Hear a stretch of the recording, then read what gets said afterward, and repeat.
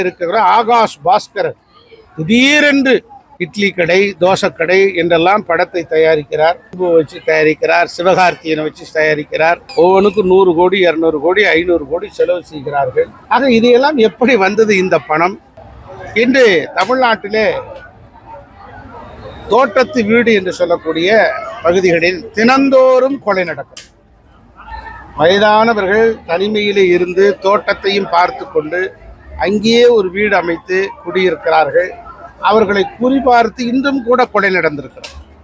ஆக தமிழ்நாட்டில் சட்டம் ஒழுங்கே இல்லை, சரிந்து போய்விட்டது. இப்படிப்பட்ட அவலத்தை போக்க வேண்டும் என்று சொன்னால் மீண்டும் அதிமுகவினுடைய ஆட்சிதான் வர வேண்டும் என்று பேச்சு தமிழ்நாடு முழுவதும் எடுந்து நிற்கிறது. 1000 கோடி ரூபாய் டாஸ்மார்க்கிலே முறையீடு செய்திருக்கிறார்கள் என்று அமலாக்கத்துறை குற்றம் சாட்டியது. அப்பாவியாக இருக்கிற அண்ணா திராவிட முன்னேற்ற கழகத்தினுடைய முன்னாள் அமைச்சர்களின் மீது லஞ்ச ஒழிப்புத்துறை அதிரடி நடவடிக்கை எடுத்திருப்பது ஒரு அரசியல் நோக்கத்திற்காகத்தான். இது அவர்கள் பக்கம் இருக்கக்கூடிய அமலாக்கத்துறை ரெய்டுகளை திசை திருப்புகிற நோக்கத்தில் தான் தமிழ்நாடு அரசு மிகவும் கீழ்த்தரமான நடவடிக்கையை எடுத்திருப்பதை எங்கள் கழக பொதுச் செயலாளர் எடப்பாடியார் வன்மையாக கண்டித்தார்.